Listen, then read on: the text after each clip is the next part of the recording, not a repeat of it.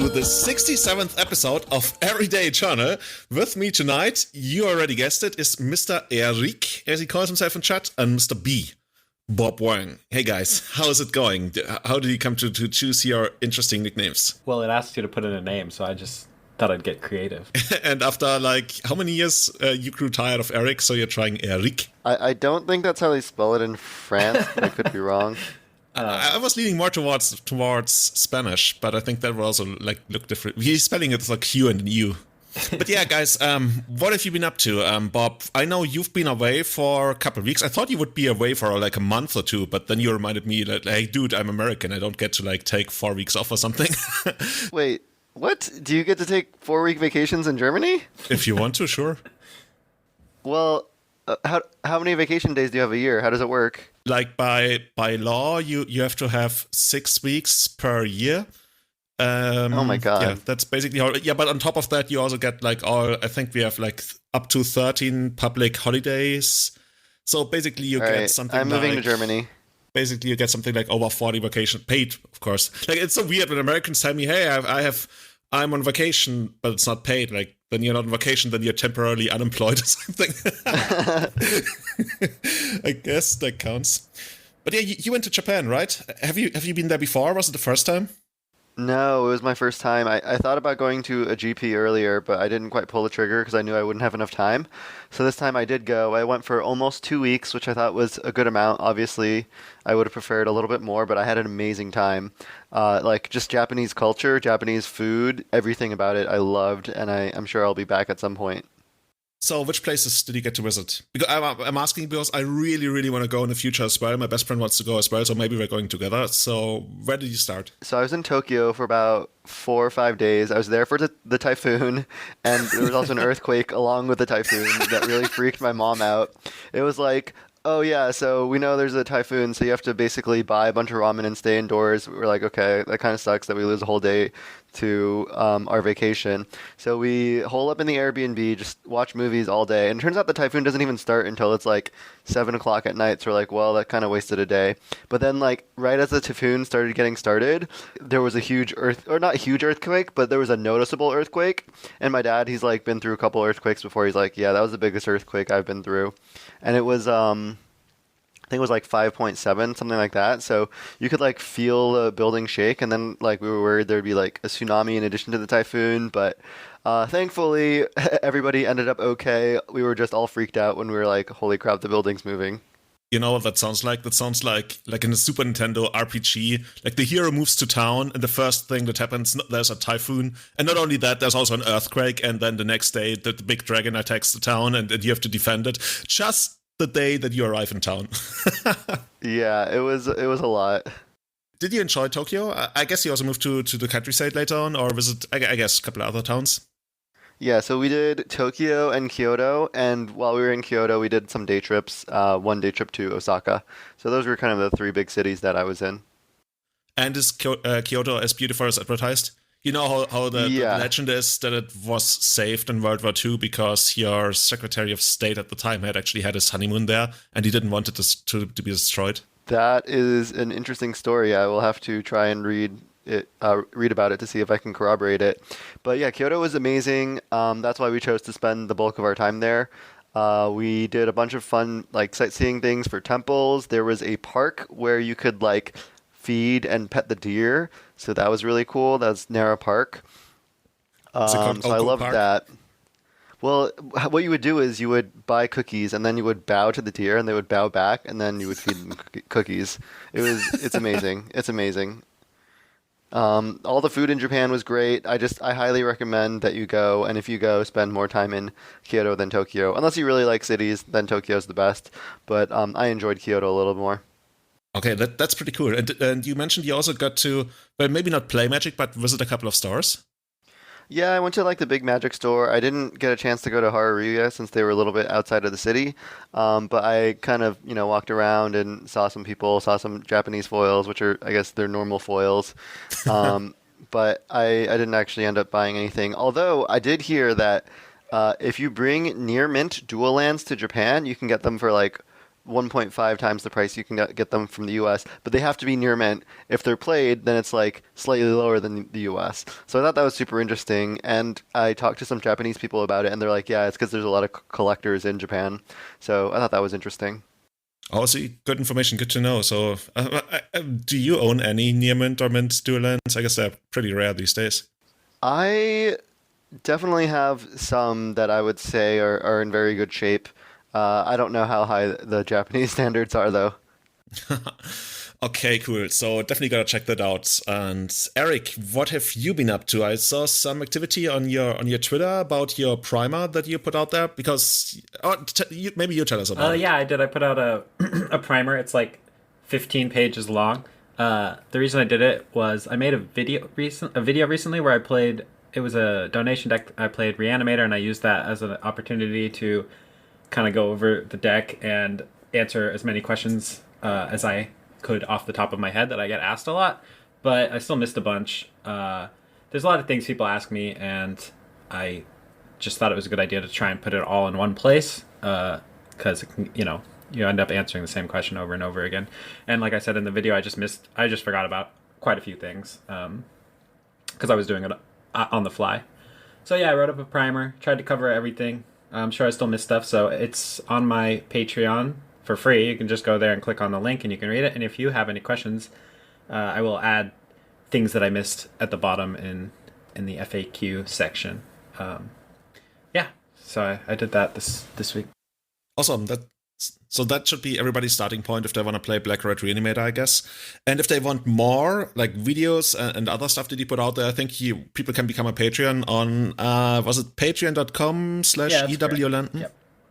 I do videos for all my tiers, so as little as $1, you can see, all my monthly videos and stuff about the metagame and things like that. And also get access to the private Instagram feed where Eric posts about his dark side now. Anyway, we're also going to Bologna together, right? And are you looking forward to that? I mean, I hope I'm really looking forward to it. I know, Julian, so sweet that I get to go on a trip to Italy to play Magic for 2 weeks. It's going to be great, right? You're also going to play that other event, that Four Seasons event, I think. Yeah, I'm going a week early, so I'm going to play the Four Seasons, and I guess there's a bunch of other little events in the week leading up to the GP. So I'll get to go to a bunch of Legacy events, hopefully win all of them and pay for my trip that way. Otherwise, I will also be streaming for my Airbnb, and yeah, so it's going to be fun. Also, does the Airbnb have good enough internet? Oh my god, that's going to be cool. That's going to be really cool. Yeah, I emailed the person and said I need internet, and they said they have internet. Well, there's internet and there's Italian internet. But actually, honestly, like last times I've been to Italy, that has actually been pretty good. So I'm not going to say that's going to be bad. I hope it's good. I hope it's good, or I'm getting my flight home early. Okay, dude, I have to stream. I got to leave now. Bob, you're not coming? I need my internet. You're going to Eternal Weekend, are you? No, I've never been a fan of Eternal Weekend, so I skipped it last year, and I'm planning on skipping it this year as well. I hear you guys talk about all these tournaments, and I'm super jealous. So I think today I just made plans to go to a Modern GP, but I don't really see myself going to many...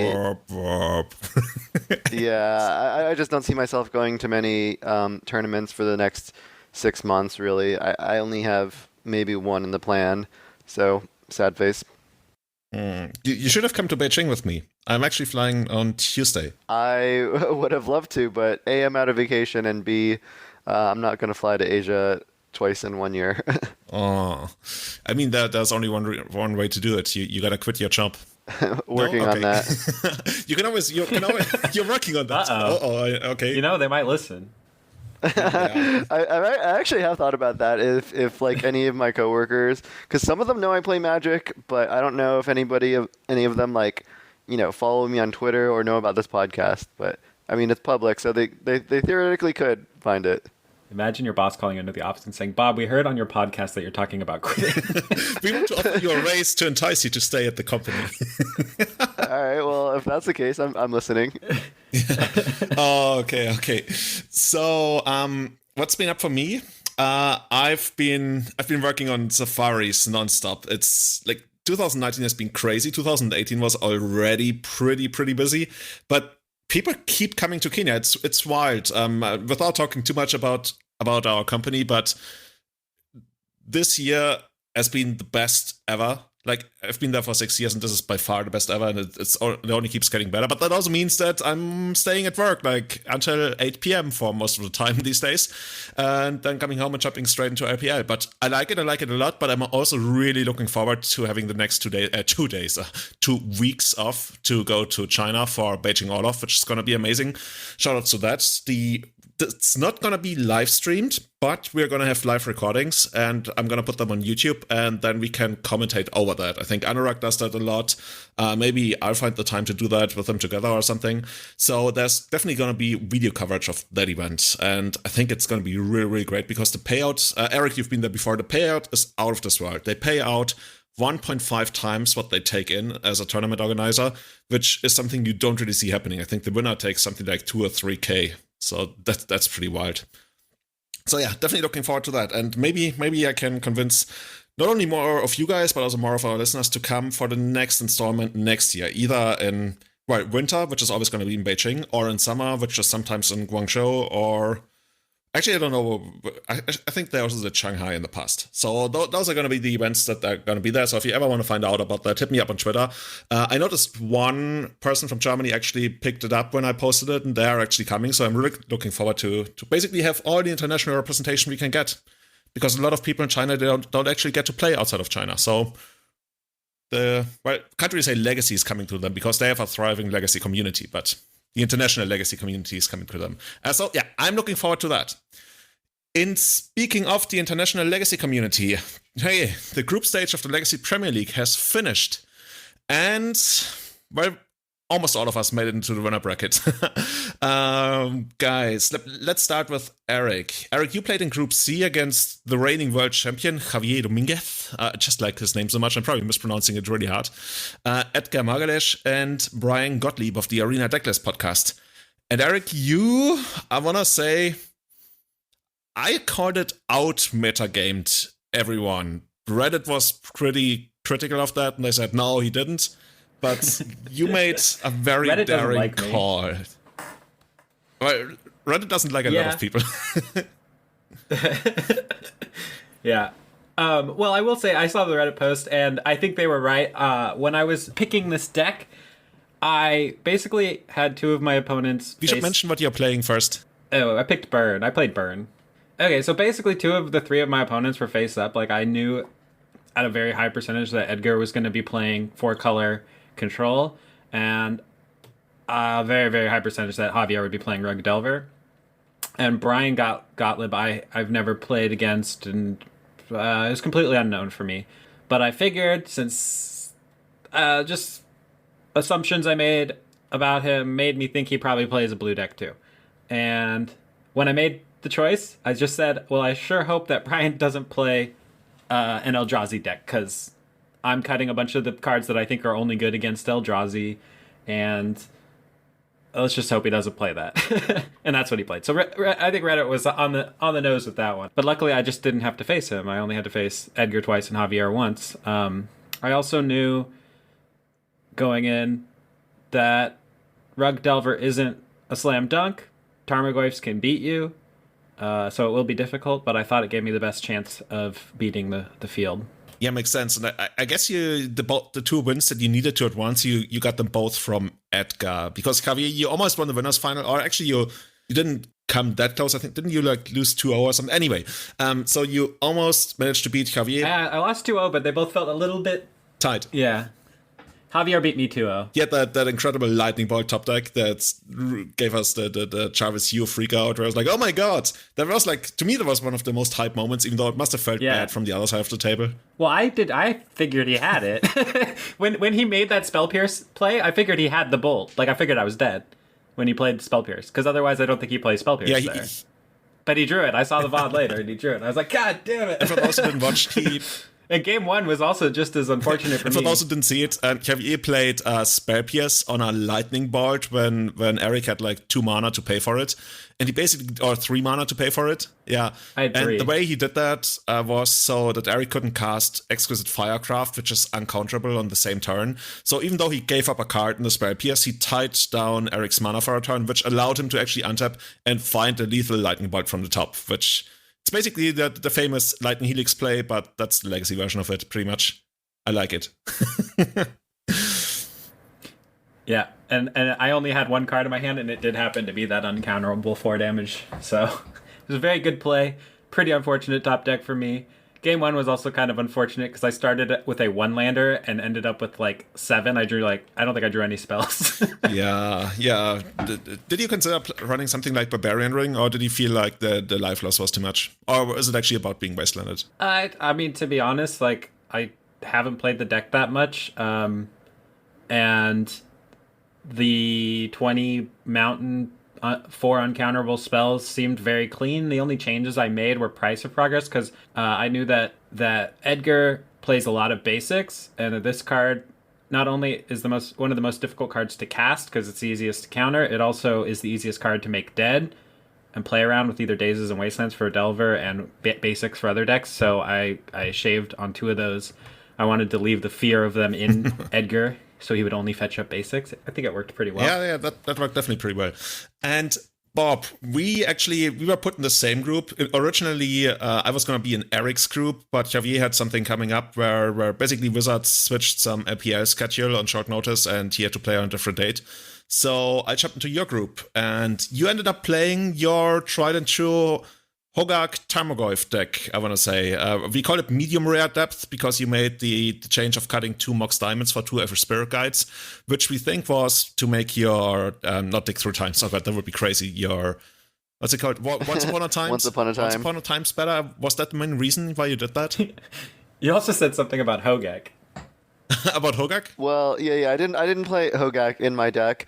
It was funny because when the league was set, I was with Javier, Autumn, and Phil, and I had decided to play Hogak because I thought that Phil would likely play like humans and the other 2 would play Rug Delver, and then I'd be set. But then I asked you to borrow the cards, so you got them for me. But then you switched into my group, and I was like, oh, do I really want to play against a group where Julian's in it now? Like, I thought you might play Elves because I thought it's like decently positioned again. And like, if you play Elves, that's already not a good matchup, and you could just play Ley Lines, and it'd be like really hard for me to win. So ultimately, I decided not to play Hogak. But honestly, I just ran out of time. I've been in Japan. I haven't tested at all.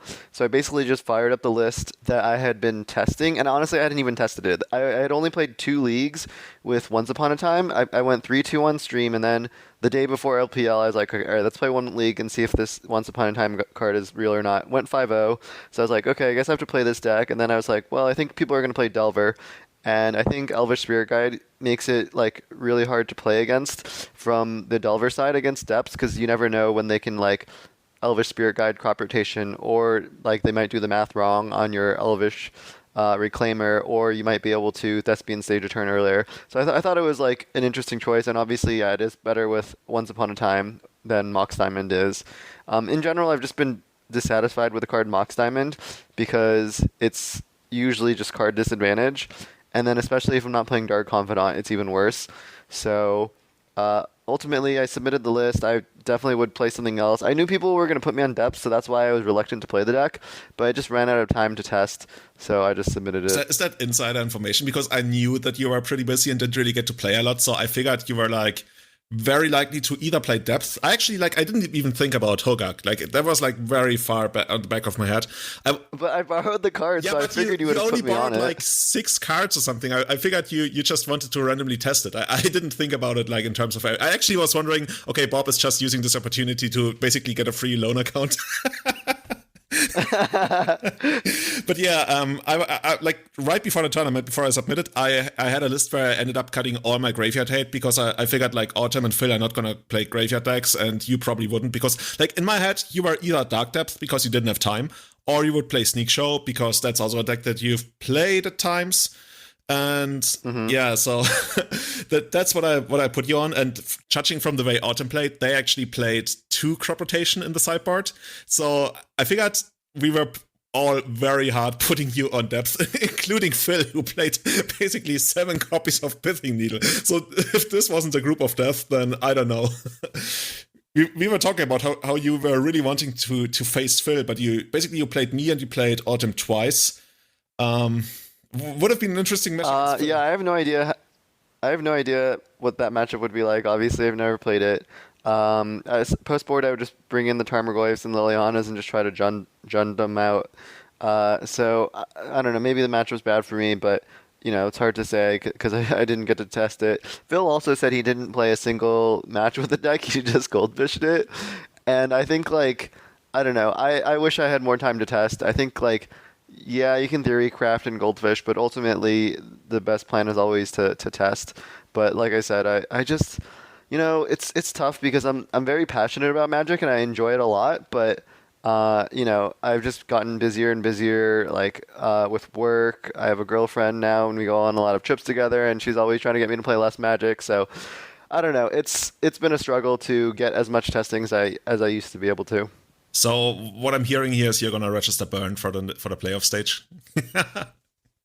I'm against Caleb, so we'll see what happens. Which, by the way, so the first few stages of the elimination are going to be one single deck, but then later becomes 3 deck. Is that right? Yeah, exactly. So I think the first 2 or 3, depending on whether you're in a winner or loser bracket, or we call it the lower bracket, are going to be best of 1 deck, best of 3, and later on we do the thing where everybody player brings 3 decks and you have to defeat all of your opponent's decks in order to advance, which basically favors people who've got a wider range or play Dredge like Travis in the finals last year. Yeah, you mentioned you're going to be up against Caleb, right? Caleb is probably one of the hardest to kick. I guess he's got a tendency to play stompy decks. Is that something that he's been playing Bomberman and Urza for the past couple years? I mean, obviously he plays every deck, but in Legacy, he seems to have favored those decks. But that being said, he'll probably just play something that he feels like is a fun deck that is well positioned against what he expects me to play. So watch him show up with Survival of the Fittest, and everybody's like, "Yeah, sure, you get to play with it. It's fine." Like, what? Eric, you put a hey on your avatar. I don't know if you wanted to say something. I'd like to make a note about testing for this format. Is actually quite difficult for a few reasons because you're sort of metagaming, but it's unknown. And so if you're just joining leagues, the testing could be pretty much useless because you might play a bunch of leagues and not face any of the decks or only once or something like that you're actually wanting to test against. Mm-hmm. And then you also don't want to ask a bunch of people to test with you online because then your opponent might find out what you're playing. Yeah. So I found testing to be really difficult. I was specifically trying to test against Edgar's deck because I knew that without a bunch of basics, when I play 4-color control, I struggle against Burn, but I wasn't so sure about with the basics. So I I only played 2 leagues and I 3-2'd both of them. I played no 4-color control, but I beat Black Red Reanimator and I beat Storm twice. So I was like, okay, so even if I'm completely off base, this deck can't be that bad. I think Burn especially has a certain lower floor that will never get beyond. It's basically a deck that punishes bad draws. It's a deck that usually punishes greedy control decks unless they play counterbalance. It's one of the most solid decks, basically, to me. So, and it just top-aided a GP, and that's 15 rounds, right? Or maybe 14, depending on how large it was. But yeah, so are you going to run it back? You are facing off. Let me check. You're facing off against Jarvis, the reigning champion right now. No. Brian's the reigning champion, right? Oh yeah, I'm sorry. Oh yeah, no, Brian I'm so sorry. One last year. In my head, every time I lost, in the last 2 seasons, I always lost to Jarvis. In my head, Jarvis is the overlord, the overmind that nobody can get past. But actually, Brian won. Yeah, Brian won the finals with Dredge against Jarvis last year. I'm so sorry. So yeah, so the reigning runner-up, Jarvis. And he won the year before, so he's been dominating. Definitely. He and Caleb are probably the most successful guys. I think Caleb has been in the finals and won it once or something. Oh, maybe I'm wrong. See, oh god, our league has been going on for so long that I don't remember every single match by now. Up until half a year ago, I think I remembered everything, but now it's getting so big, it even has its own Wikipedia entry. But yeah, Eric, how do you feel about your match against Travis? Well, last time I played, Jarvis was in a PTQ, I think. We were both at 5-0, and I beat him with Infect, but he's also beat me a ton of times in leagues, so I don't... And he's a wild card. I don't really know what to expect him to play. I expect him to definitely play a good deck. I don't think he's going to metagame too hard against me, other than he's probably going to make sure he's at least prepared for Reanimator. Strike the fear in him. But yeah, I don't really know what I'm going to play. I'm going to try some different stuff. I'm going to see what I think's good. I'm not sure yet what I'm going to play. I'm almost certainly not playing Burn. I don't think Burn's actually very good. I just played it because my pod was extremely difficult, and like I said, I knew what two of my opponents were playing, and I feel like Burn is probably the easiest deck to play that's quote unquote like good against blue decks. So I just thought it would give me the best edge. But I probably won't play it again. I don't think it's a very good deck. We will see. And I'm up against Vincent, also known as Pleasant Kenobi, and I literally have no idea what he's gonna play. He told me that he was leaning towards registering something like Moonstompy, which would be kind of scary if I continue playing NBC RUG Delver, which I enjoyed quite a lot. I'm also gonna play it in Beijing, I think. For those wondering, last year Vincent registered Red Stompy, at least in the group phase, and then the playoffs I actually don't remember. It might have been Death in Texas, so that's going to be interesting as well. And do you get to change your deck every round? Yes, you do. Okay. And something that we are going to do that's going to be super amazing is we're going to have a bracket challenge on Liquipedia. The information about that is going to be on its Julian. At the moment when you're hearing this cast, it's already going to be up, so you can head there. And there's going to be a link that allows you to submit your own bracket. So you can predict who's going to win each of the matches. And we got amazing prizes. So there's a tiny chance, I'm not going to lie, it's not very high, that you predict all 22 of the playoff matches correctly, which is like 0.5 to the power of 22, which I had Cyrus do the math, is like 1 in over 4 million. So if you get that correct, you can win 2,000 tick spot credit by card order. You can literally buy 4 Okos if you want to, if you win that. Did you guys see that the card's like $100 now, like just like Ren and 6? It's crazy, right? It's everywhere. I went to Standard on MTG Goldfish, and they have the pictures of the most played decks, and there's literally just 4 pictures of Oko for the first 4 decks. Like, what? I mean, the card is ridiculous. It's absurd. It, like... Jonathan Zucana commentated with me last night, and I was like, I haven't really seen the card in action that much in Legacy, but what I have seen has been really impressive. He's like, yeah, it's just a better True Name Nemesis. And I was like, whoa, you just blew my mind right there. Because it basically, applies pressure in the same way as True Name Nemesis. It's really hard to kill. Obviously, it is vulnerable to Red Blast and Abrupt Decay, but it just, like... It's way more annoying, and it's like a True Name Nemesis that like answers annoying things. So it's just an incredibly powerful card. Yeah, it's one of the cards that we actually pretty much overlooked. I'd like to say 2 things about that card. So hit us with the first thing, Eric. Wait a minute. Back to that. When we did the preview, I said, let's talk about Oko. I think that card does a lot more than I thought it did at first. And Bob said, let's move on to playable cards. And I said, okay. And then said we talked about, I don't know. So, you don't remember that? I do remember that. I think my record on the preview shows has not been great. I had a couple hits, but yeah, I definitely missed Oko. So if you ever hear Bob talk bad about a card, it's the one to buy. For those who weren't around at the time when Alpha was released, and we were previewing the cards of Alpha, and we got to Black Lotus, Bob was like, yeah, let's just get to the playable artifacts, and we moved on to what was it, Giant Growth? Yikes. Healing Salve. Yeah, that's the one you liked a lot. Oh, no. Bob, you mentioned how Jonathan Sekunik actually blew your mind when he said it's basically like a better version of True Name Nemesis. And Jonathan, I think, to a certain degree, like he's I can't even say the most underrated guy in Legacy, because that wouldn't be true. It's just he doesn't put himself out there as much as other people do. And considering like how deep his knowledge of the game and everything is, it's really blowing my mind. I'm so happy every time we have him on Legacy Premier League because he's a master of the format, and he's like one of those silent masters. If Legacy was a movie and you wanted to learn more about it, he would be the guy sitting on top of that mountain where you have to walk to and to climb for like 3 weeks in order to find out which basic lands you're supposed to play, and he would know it all and he would blow your mind. But yeah, he's got a pretty good way about explaining what makes Oko so good, because the card is really hard to evaluate, right? Like none of its modes are really all that great when you think about it, but like the card economy of it, in a way, like not in terms of card advantage, but in terms of efficiency, is just there, which is kind of cool. It's, I don't know, in a way, it's like what Counsel's Judgment did for Miracles. Counsel's Judgment by itself, it's like a 3-mana removal spell. It's not that great, but it was just so incredibly versatile, and so is Oko. And a lot of times you don't care too much about the egg. And it also fixes a couple of holes that decks that play Oko usually have. Like, you get to deal with Chalice of the Void, and if you can survive it for a turn, also Marret Large, or if you get them to make it on your turn, or sorcery speed, rather on sorcery speed. So it's just this good card. I like it like as a 1 or a 2 of. I don't think Legacy decks can really lean on it and rely on it, because by itself it doesn't really produce card advantage.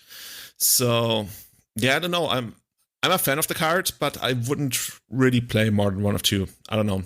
Do you guys see the card being playable in something like, I don't know, Barnshell or anything else? I think it definitely has a lot of potential. I think Eric was trying to get at that he likes it more in control decks than Delver decks. Like, it plays really well with Astrolabe. In Modern, I think a lot of people are starting to play Oko with Urza decks. So I think maybe that's a way to build Urza decks in Legacy, which in Legacy they really haven't been successful because they've been using the Stompy Shells. But honestly, the Stompy Shell is just, not that great right now because of Ren and 6, Wasteland, Tarmogoyf, all those things. So I don't know. I would be kind of interested. I guess Tarmogoyf is one of the major constraints on the format right now, which feels crazy to say because it was so bad for so long. But now it's good again, and then like Tarmogoyf is basically your answer to all these really good Planeswalkers people have printed. So I don't know. I think that the card Oko is strong. I like it because it's not only an answer, but it's also a threat. So I mean, I think we're definitely going to be seeing it in the years to come. Have you ever seen somebody ultimate Oko? I don't even dare to call it an ultimate. It doesn't really feel like the strongest thing, but have you seen that? I haven't, but it just does so many things. Like, you could, like, it actually against Delver, for instance, or against Depths, like, usually you want to main phase the Merit Lodge to play around Wasteland, but then you could play into an Oko. So, and in worst case scenario, they could even steal your Merit Lodge. So, I don't know. It's definitely a scary card, I think. Eric wanted to make a good point before his internet connection temporarily cut out here. It's also the super high loyalty, right, that allows it to become such a player in the format right now. I think it wouldn't really be playable if it had fewer loyalty or didn't have the +2 uptick for the food.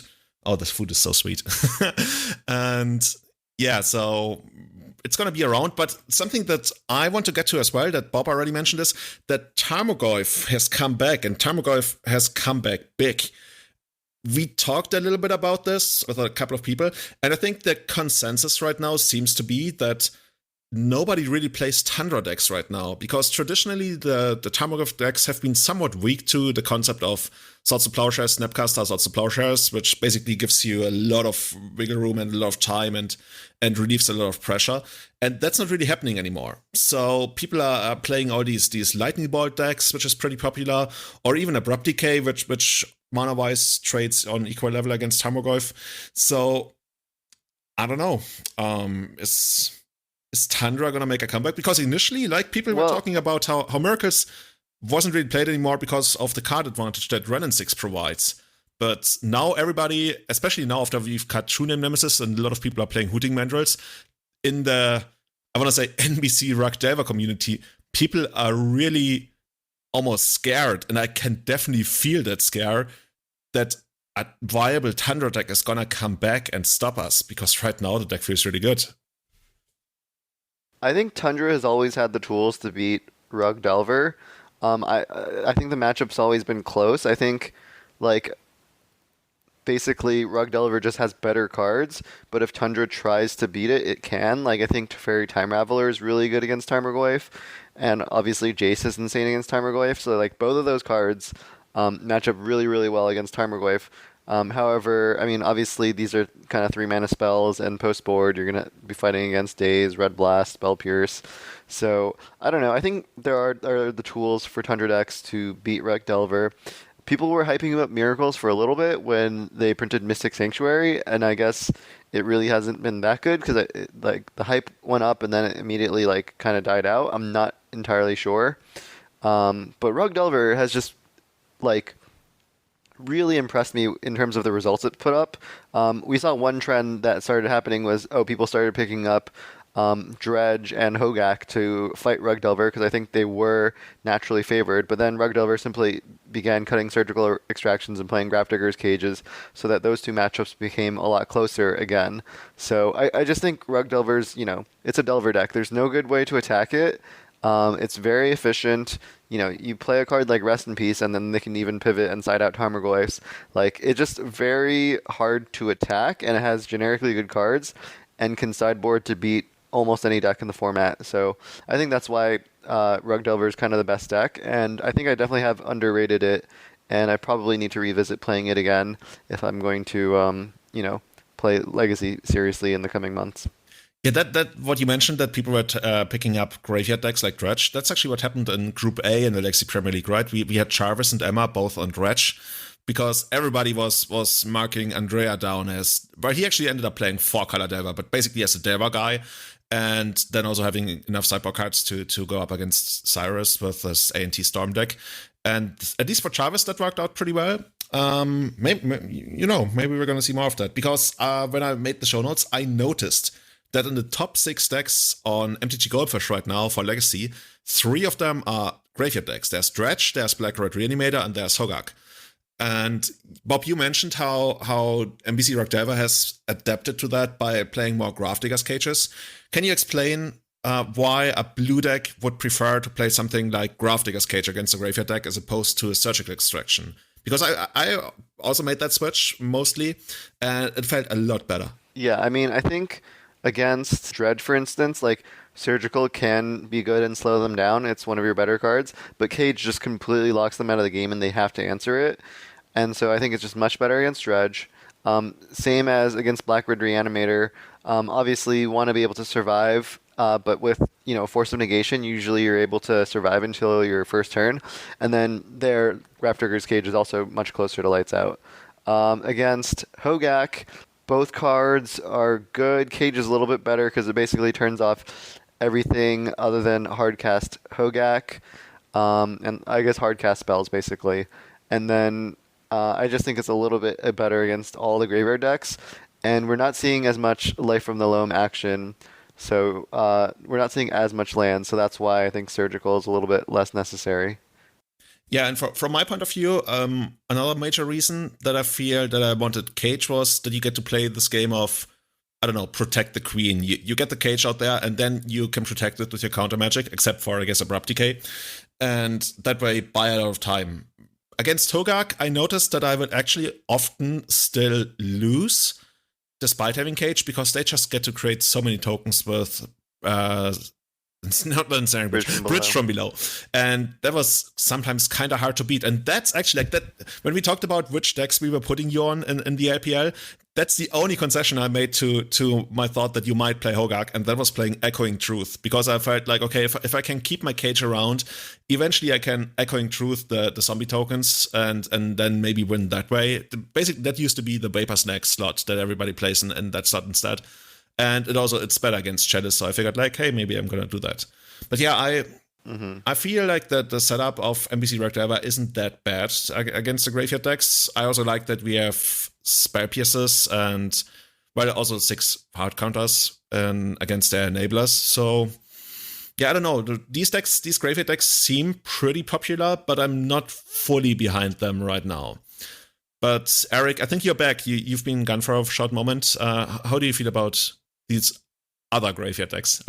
Every episode I come to asking you about how you feel about Black Red Reanimator. We should make that an own segment right now.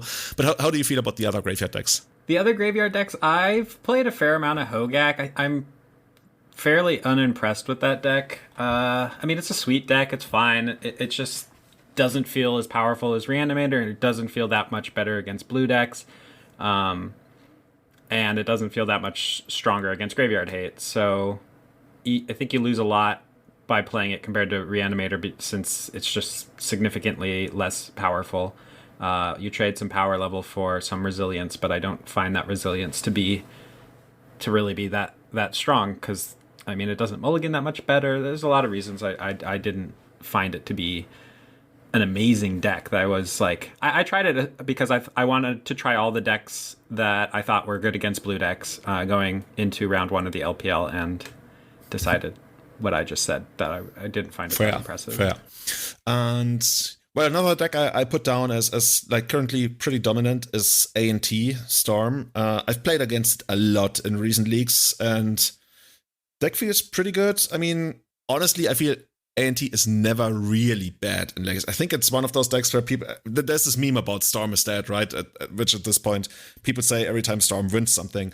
I think it's a deck that we should respect a ton right now, because with Chalice being played even less, I don't like, what is this deck actually bad against in the metagame right now? Especially, for example, against the king of the format, RUG Delver, the first game is pretty good. We have so many cards that don't really do much to them, and post-board we get some help, but so do they.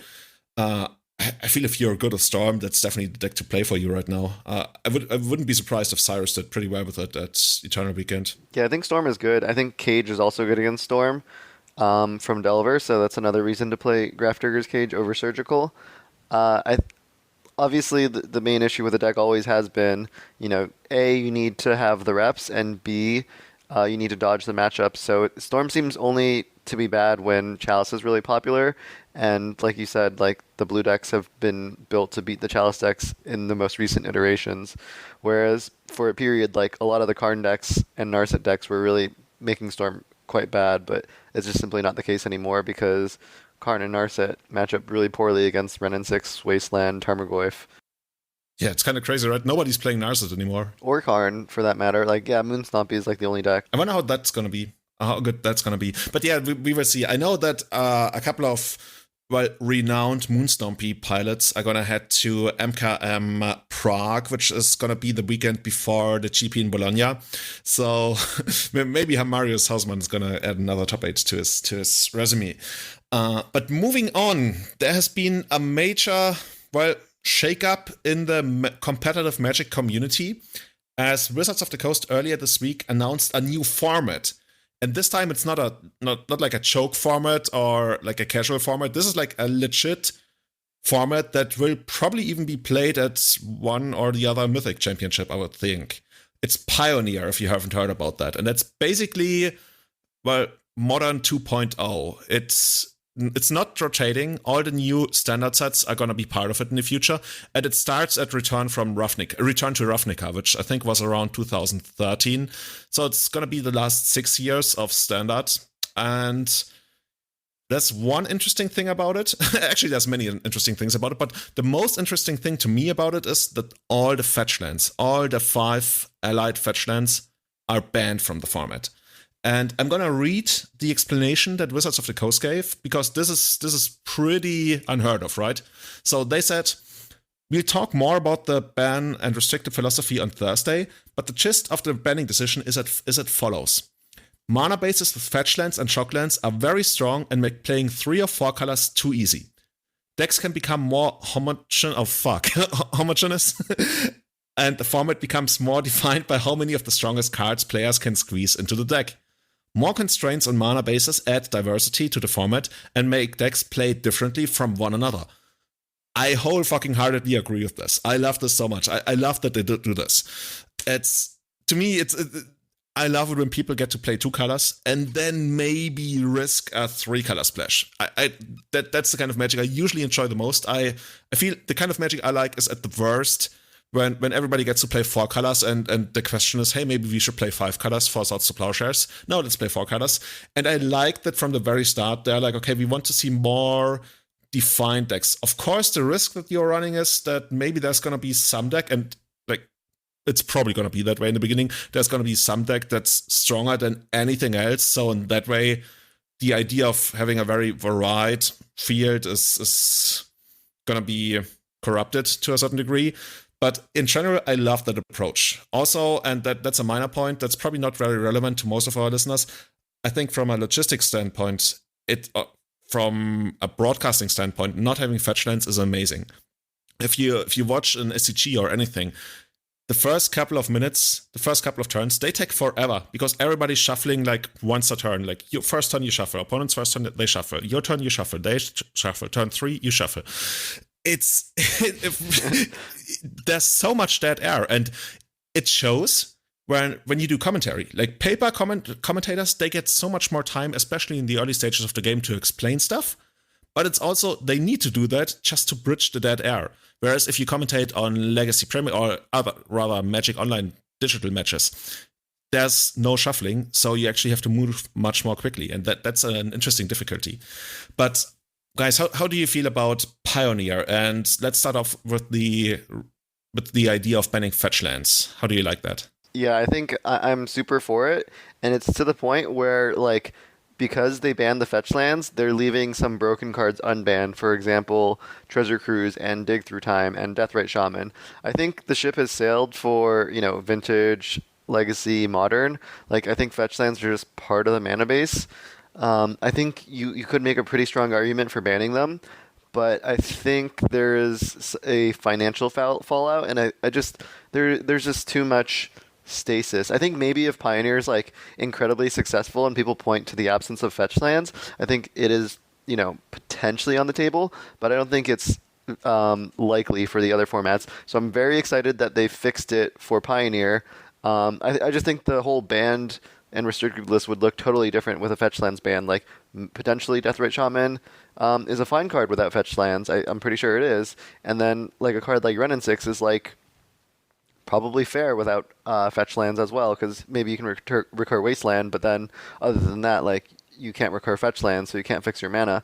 So, I mean, I would be very strongly for a fetch land ban in Legacy. It would also make blue decks a lot weaker, because the cantrips get worse. But it would just change so many things. It would like completely change the format. So, maybe one day we can cross that bridge, but for now, we're stuck with the way things are. But I am excited to see how things develop in Pioneer. Eric, do you feel the same? Somewhat. I don't agree with Bob about banning fetch lands in Legacy would be a good thing. I think that they're like pretty much a very important part of what Legacy is, and without them, it's just a completely different format. But that's not what we're talking about. For Pioneer, I think it's kind of a fairly interesting idea to start with them banned for the reasons Bob said. I think it makes cards like Dig Through Time and Deathrite Shaman at least not necessary to ban before the format goes live. So that's cool for deck building. However, I worry that the format is going to be a devotion format, and I think devotion is the worst mechanic in the history of Magic. I think basically what it does... Have you heard about our Lord and Savior bands with other legends? The devotion basically makes... God. If it's a devotion format, then it's basically a bunch of monocolored precon decks where there's no room for deck building or... I mean, there's just... I'm going to go out on a limb and say devotion is not going to dominate Pioneer. I sure We'll see if... I eat my words, but also just the fact that you think that devotion is a horrible mechanic. I mean, I don't feel very strongly about it one way or the other, but you're like, yeah, devotion is bad, but turn one Grizzlebrand, let's go. Well, I mean, you're comparing...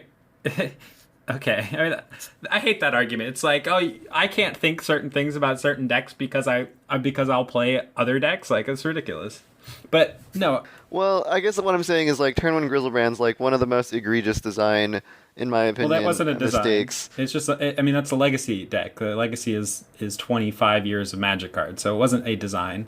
But it's a different topic. Like I'm talking about devotion was a design that was what standard was for however long, 2 years or whatever, a year, and basically it was just, I mean. The decks are made by Wizards of the Coast. If you're playing Devotion, there's no room for deck building. You just play. All that matters is the casting cost of the mana colors in your creatures. Like you're playing 1/4s that cost 2 blue because they add 2 blue to your board. Honestly, I didn't hate like that was actually the only time I really played Standard in recent years. Was like 2014 when Devotion was a thing. They had mono black Devotion and mono blue Devotion and blue white, sometimes blue white black control. But actually, we're getting way off topic here with that. So we will see whether Devotion will stand the test of time.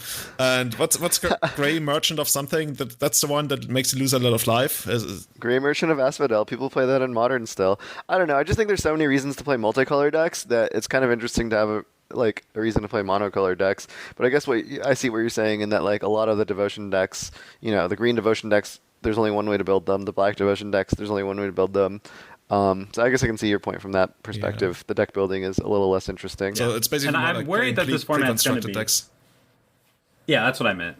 Is that the cards are? I mean, they're there. There are certain cards with 3 blue mana in them, and then you just play those. But are they good enough? Because from what I've seen, and we saw Caleb Smith, Whitefaces, also CyrusCG, CyrusCG, by the way, would be an awesome name if he wants to change that. And also Bahra, Mark Koenig, that they put out a lot of deck lists, and I guess a ton of other people. MTG Goldfish that said that they had like 6,000 Pioneer deck lists posted during a certain amount of time, where during this amount of time only like 1,000 modern deck lists were posted. So there's a lot of interest in Pioneer, and I'm seeing a lot of potentially broken stuff. Like I'm seeing Phoenix decks, I'm seeing some allegedly super strong Hardened Scale decks, which I find super interesting. That there's also the potential for the Emry Lurker of the Lock combo deck. We talked about that card being good with Mox Ember, and here it is. There's a paradoxical Outcome Storm deck that could make that work. That also gets to play stuff like Treasure Cruise. So I'm really looking forward to one of those decks being broken. And like Aaron Forsythe of Wizards of the Coast said, he's very, very much expecting several cards to be banned before the first major event in Pioneer. So I wonder if it's going to be similar to, I guess you guys might remember PT Philadelphia 2011 when Modern was new. And that was one of the most busted GP formats, like probably since GP Flash, where everybody was playing all the crazy stuff, and in the end, Italian guy with Splinter Turn 1. But yeah, this format has me really excited, just because of the potential that's there, and also that it's going to be on Magic Online and not Magic Arena. So from my side, I really like that they're putting a lot of effort actually in making Magic Online better. Not only with having the format on, they also changed the user interface a little bit over the last half a year or something. So that's just on the side. I like that they put the work in there. Yeah, well, one thing is they're not having this format on Arena because it goes back to Return to Ravnica. I am excited about it. I'm not as excited about it as a lot of other people are. I do see a lot of people posting deck lists. The reason I'm not excited about it is because I like playing with older cards, and I just don't have that much time to play anymore. If I had like a ton of time, I think this would be super interesting. Like, you get to be one of the first people to like try and break a brand new format. And trust me, it will be broken. So yeah, I definitely agree with Aaron Forsythe that there's going to be some bans, but it'll be cool to like, see who finds them first and basically like breaks the decks. Like, I think that's one of my favorite things about playing Magic is finding broken decks. Yeah, and don't get me wrong, I'm excited too. I'm excited to see where it goes, but I do have my concerns about it because, as you guys mentioned, they will be. If any of these other decks are broken, they're going to be heavy-handed with bans, and I hope I'm wrong, but I'm worried it's going to devolve into a devotion format. Yeah. Speaking of which, so this kind of goes into our next section, but they've released the Q1 GP schedule through April 24th, so a little bit more than Q1. And there are actually 4 Pioneer GPs and a lot of Magic Online mocks and PTQ events as well. So they're shining a spotlight on this format, and they're basically putting as many Pioneer events as Modern events in the next 6 months or so. So it's definitely going to get broken in these 6 months, and I'm kind of excited to see. But how do you guys like see this format fitting in more generally with the competitive like metagame? Like, Vintage is become what Vintage is, very niche. Legacy, I think, has been trending down, especially with, I don't know, I guess people less excited about the format in, I want to say, the past, 2 years than in the years prior. Modern has been absurdly popular. Maybe Pioneer kind of supplants some of that.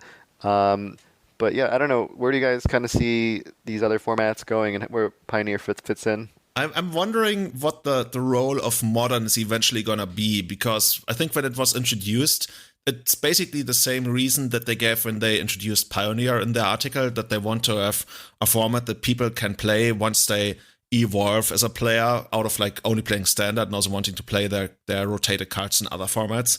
And that was like a pool to catch them, because they couldn't play Legacy because Legacy was too expensive for them and #reserved list and everything.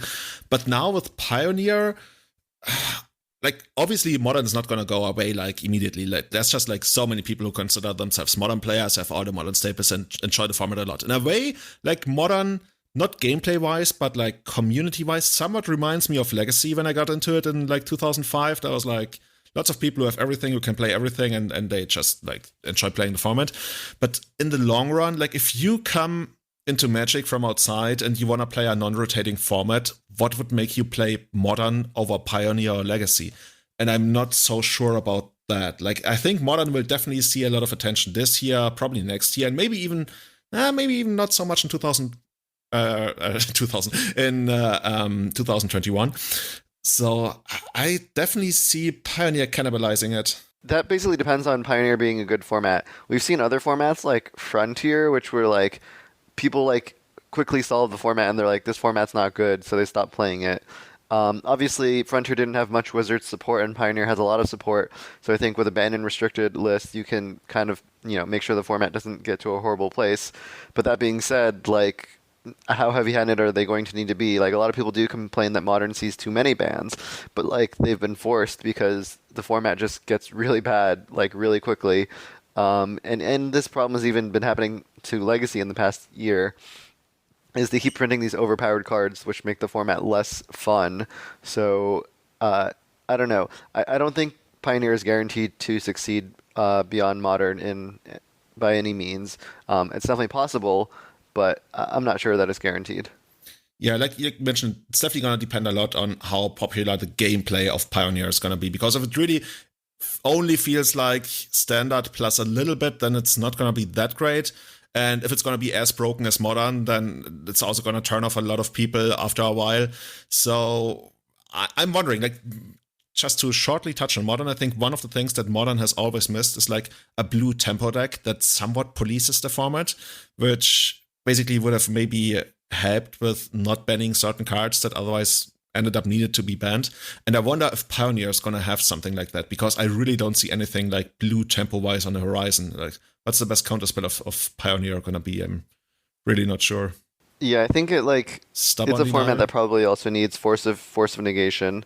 Like, yeah. Oh yeah, force of negation. Oh no, force of negation was one of the Eternal sets, right? It shouldn't be legal. I'm not sure. It's in Modern Horizon, so it's not going to be in Pioneer, but it seems like a card they should consider printing. Definitely. Eric, how do you see fitting it in? Will it replace Vintage? Will Pioneer replace Vintage? Yeah. Well, I've heard people saying that Pioneer is the end of Legacy, and I tend to think that that Legacy was not in mind at all when they made Pioneer. And I guess we'll find out soon when they announce the rest of the GP schedules. I hope that they're still planning to schedule 2 Legacy GPs, but if they don't, then I guess I'm wrong. But I tend to think that Pioneer might be more of a plan to shift towards a Arena Modern, and that this will just be easier for them to code for Arena. So I think that it will shift Modern to being closer to a Legacy type format, which will be a dedicated fan base, but not as many competitive tournaments, throughout the years. But like, do you think they just do this? I think Modern was out like 8 or 9 years ago. You think they just do this every like 10 years or so? They just make a new Pioneer, and then like, I don't know, how many formats can they realistically support? I guess it could just be like, Modern and Legacy can be some more fringe formats where they have like a couple GPs a year. And then their latest, Pioneer-esque set will be their focused, like, larger set format. I could see that. Yeah, that's what I think they're probably going to do, and that way that they can have it on Arena as well. But yeah, they could every 10 years. Sure, they killed other formats when Modern came out, and so as the formats get older and older, it does become harder and harder for them to keep it from being a broken format where they have to ban stuff every 2 months or whatever. So I was just saying, just making a completely new format seems like one of the best ways to surpass that problem. Yeah, I was going to say, to be fair, that the format they killed when they made Modern was basically dead in the water for like several years, extended. And the whole concept, right, of having Modern 2.0, Modern 3.0 and everything, that already existed, right? Ever since like the late 90s when Extended rotated at an absurdly slow pace, like, I don't know, every 6 years or something.